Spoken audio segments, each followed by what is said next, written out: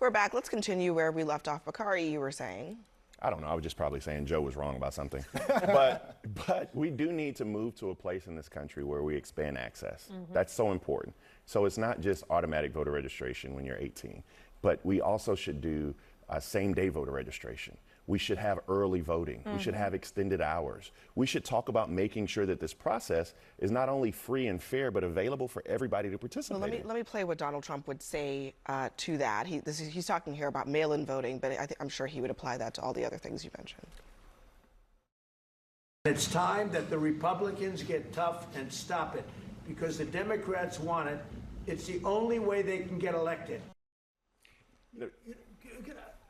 The real story here, it seems to me, because you've got just a CNN poll out a month ago showed Democrats 75% more enthusiastic than Republicans at 50%. So if you're talking about getting to the election poll sites, the side that has more enthusiasm is a lot more likely to get there in the first place. This is Donald Trump worried about the midterm elections and trying to set up reasons why the Republicans are going to lose. I mean, this is a two-pronged thing. We're seeing it in terms of the redistricting, and then the other part is already start to build in the excuses. I mean, that's what's going on here, because he knows he's not going to get this past the federal judge. There is a reason that the framers of the Constitution put this in the state's hands, right? And not so long ago, this is what the Republican Party platform in 2016 said. Federalism is a cornerstone of our constitutional system. Every violation of state sovereignty by federal officials is not merely a transgression of one unit of government against another. It is an assault on the liberties of individual Americans. Now, here we are in 2025, and Donald Trump is saying the states are just vessels to do what I want them to do. The states are a laboratory of democracy. And okay, that's not what he's saying. He's saying I'll tell you what the I'm states. saying. I'm asking you about what he is saying. He is saying the states are agents for what I want. I don't know if that's the correct interpretation. It's either right or Abby, wrong. not. Is it right or is it wrong? Is really the question I'm asking you. Well, here's what we should be striving for. You don't want to answer the question. Here's what we should be striving for.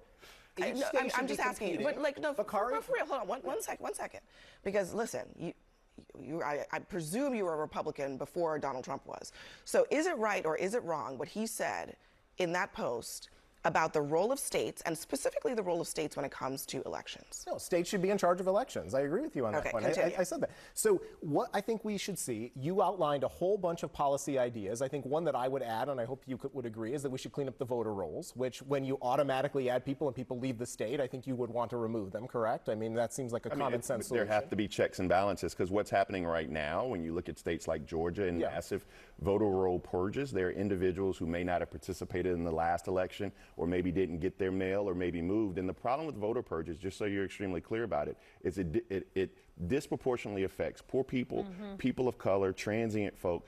And that, for me, is a fundamental problem. So if there is a way to do it efficiently. Well, I'm sure with the technology we have, the last point I'll make, Abby, on this is the Heritage Foundation has an election integrity scorecard in which they grade the states based on, yes, and when you look at that, the states compete against each other based on, you can see how each state ranks on their, you may disagree. Look, a group on the left can come up with their own scorecard. My point is that I agree with you. Let's have the states figure out the best solution for voting, and then we can have them compete against each other. Look, I mean, to your point about the Heritage Foundation, here's a bit of a sampling of what they found.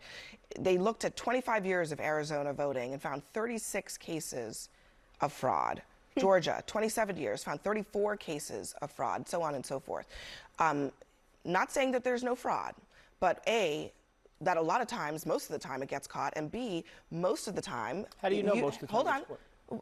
Okay. It's an assumption. Well, provide some evidence to the contrary. Well, I can't, but you can't either. That's my point. Well, how do we know there isn't fraud throughout the entire election? There probably is. But I'm in favor of the countries where you have to dip your hand in the inkwell to ensure you voted, and then you have it on you. George Bush fired a bunch of U.S. attorneys because he insisted that they find voter fraud in their states. And when they couldn't find voter fraud, they ended up firing a bunch of them. You don't think that all these Republicans who have, to whoever's point that was, for decades been railing against mail-in voting, who've been looking for voter fraud, you don't think that after, hold on a second, after all these years, you don't think that someone would have come up with that massive fraud that you're claiming? Even Donald Trump, who in 2020 claimed in this fabulous conspiracy that there was so much fraud that he just needed to find just enough votes in Georgia that massive he is subjective. Why would they have not found the fraud, Joe? I pointed out a number of instances where elections were overturned based on fraud. Maybe that's not massive by your definition. But it's not. That's massive. That's massive by my definition. But Joe, hold on a second, Joe. You could wait. I'm just give me 1 second on this, because Joe, you laid out.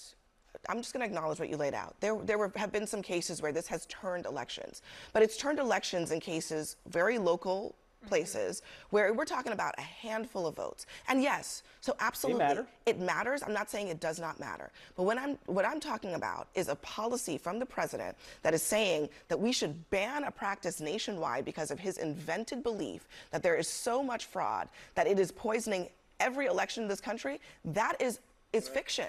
That's fiction. Can I chime in just for 1 second, because I think we're using the wrong metric.